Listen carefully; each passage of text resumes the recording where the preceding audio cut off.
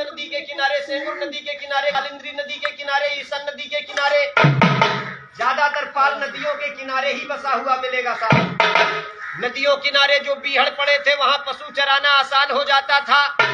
वहां की बड़ी बंजर जमीनों को भुजाओं की ताकत से तोड़कर खेती करने योग्य बनाया। होलकर पाल वंश के बुजुर्गों ने खुद का काम करना, खेती बाड़ी करना शुरू कर दिया। होलकर पाल वंश के बुजुर्गों ने खुद का काम करना, पशु पालन करना शुरू कर दिया। तो भैया कहते हैं माया के हैं 3 नाम, परसी, परसा, परशुराम। अगर किसी रईस आदमी का नाम कल्लू है तो लोग बड़ी इज्जत से उसे कल्याण सिंह कहते हैं, और अगर किसी गरीब आदमी का नाम कल्लू है तो लोग बेइज्जती के साथ उसे कलुआ कहकर बुलाते हैं।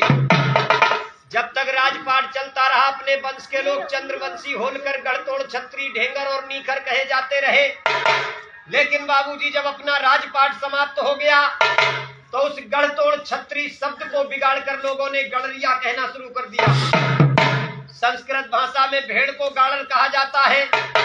भारी मात्रा में प्राचीन काल में गाड़र पालने के कारण संस्कृत के विद्वान ब्राह्मणों ने संस्कृत भाषा में अपनी जाति का नाम गड़रिया रखा था, वरना आप लोग गड़रिया नहीं हो साहब। ये केवल संस्कृत भाषा का एक व्यवसायिक शब्द है।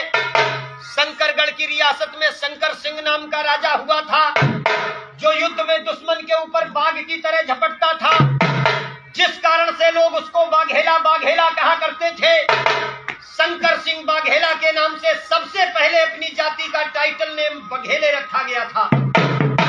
भैया पशुपालन को अधिक मान्यता देने के कारण आज के आधुनिक नेता राजा रामपाल, मथुरा पाल, अरविंद पाल, श्री राम पाल, सतीश पाल, एसपी सिंह बघेल, इन नेताओं ने मीटिंगें करके पशुपालन के कारण अपनी जाति का एक टाइटल नेम पाल बनाया।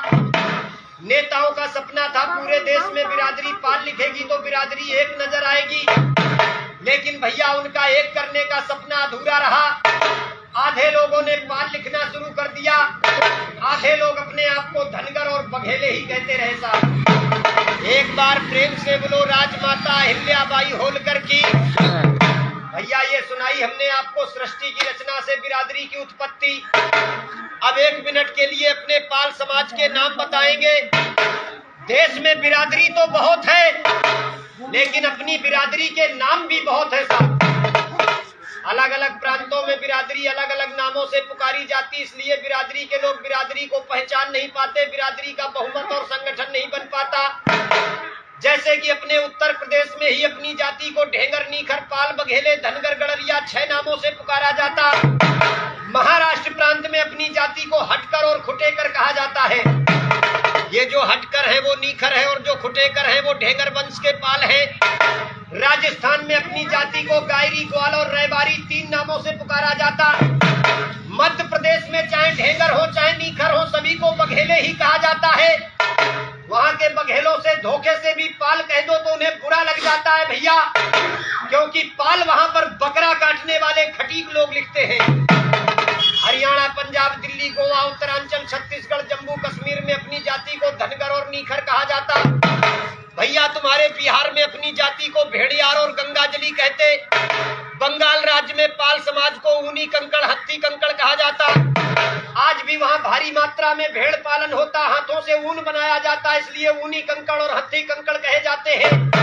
कर्नाटक, पांडिचेरी, उड़ीसा, तमिलनाडु में अपनी जाति को कुरबा, कुरम, देवगौड़ा 3 नामों से पुकारा जाता।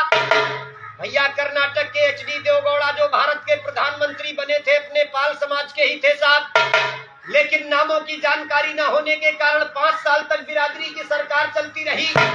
देश के पाल नहीं जान पाए कि हमारी बिरादरी की सरकार चल रही है। आज भी कुरबा नीखर समाज के सिद्धरमैया जी कर्नाटक के मुख्यमंत्री बने हुए साहब।